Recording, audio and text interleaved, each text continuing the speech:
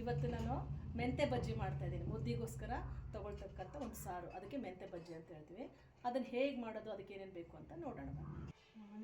ಒಂದು 8ರಿಂದ 10 ಒಣಮೆಣಸಿನಕಾಯಿ, ಕೊತ್ತಂಬರಿ, ಬೆಳ್ಳುಳ್ಳಿ, ಒಣ ಕೊಬ್ಬರಿ, ಕರಿಬೇವು, ಸ್ವಲ್ಪ ಹುಣಸೆಹಣ್ಣು, ಒಂದಿಷ್ಟು ಹುರುಗಡ್ಲೆ, ಒಂದು ಸ್ವಲ್ಪ ಇಷ್ಟು ಒಂದು ಟೀ ಸ್ಪೂನಷ್ಟು ಮೆಂತೆ ಪುಡಿ, ನಂತರ ಬೆಲ್ಲ ಮತ್ತು ಹುಣಸೆಹಣ್ಣು ಸಮಗಾತ್ರದಲ್ಲಿ ತೊಗೊಳ್ತೇವೆ. ನಂತರ ಒಗ್ಗರಣೆಗೋಸ್ಕರ ಈರುಳ್ಳಿ ಮತ್ತು ಕರಿಬೇವು, ಈ ಎಲ್ಲ ದಿನಸುಗಳನ್ನ ನಾನು ಫ್ರೈ ಮಾಡ್ಕೊಳ್ತಾ ಇದ್ದೇನೆ.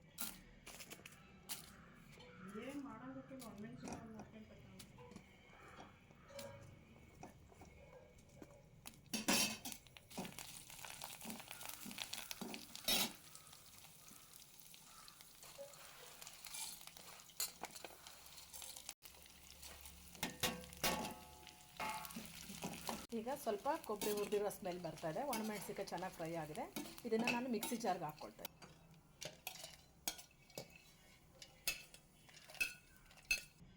ರುಚಿಗೆ ತಕ್ಕಷ್ಟು ಉಪ್ಪನ್ನು ಹಾಕ್ಕೊಳ್ತಾ ಇದ್ದೀನಿ. ಒಂದು ಸಾರಿನ ಕನ್ಸಿಸ್ಟೆನ್ಸಿಗೆ ರುಬ್ಕೊಳ್ಳೋದಕ್ಕೆ ಸಾಸಿವೆ, ಜೀರಿಗೆ, ಉದ್ದಿನಬೇಳೆ, ಕರಿಬೇವು, ಒಣಮೆಣಸು. ಈಗ ಈರುಳ್ಳಿ ಚೆನ್ನಾಗಿ ಫ್ರೈ ಆಗಿದೆ. ಜಾಸ್ತಿ ಏನು ಕೆಂಪಾಗೋದು ಬೇಕಿಲ್ಲ. ಸೊ ಈ ಥರ ಈ ಸ್ಟೇಜಲ್ಲಿ ನಾನು ಸ್ಟವ್ ಆಫ್ ಮಾಡಿಕೊಂಡು ಈ ಮಾಡಿರ್ತಕ್ಕಂಥ ಈ ಒಂದು ಮಸಾಲೆನ ಹಾಕ್ಕೊಳ್ತಾ ಇದ್ದೀನಿ.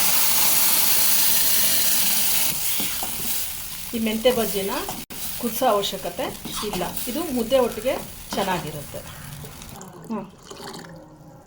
ಈಗ ಈ ಒಂದು ಕನ್ಸಿಸ್ಟೆನ್ಸಿ ಇದೆ. ಇದನ್ನು ನಾವು ಕುದಿಸಲ್ಲ. ಬಳ್ಳಾರಿಗೆ ಮತ್ತು ಕೊಟ್ಟೂರು ಕಡೆಯವರು ನಾವು ಇದನ್ನು ಕುದಿಸಲ್ಲ. ಚಿತ್ರದುರ್ಗದ ಕಡೆಯವರು ಇದನ್ನು ಕುದಿಸ್ಬಿಟ್ಟು ಮುದ್ದೆ ಒಟ್ಟಿಗೆ ತೊಗೊಳ್ತಾರೆ. ಸೊ ನೀವು ಮನೇಲಿ ಒಮ್ಮೆ ಈ ಥರ ಮಾಡಿ ನೋಡಿ, ಟೇಸ್ಟ್ ಮಾಡಿ ನೋಡಿ, ಲೈಕ್ ಮಾಡಿ, ಶೇರ್ ಮಾಡಿ. Bye bye. Thank you.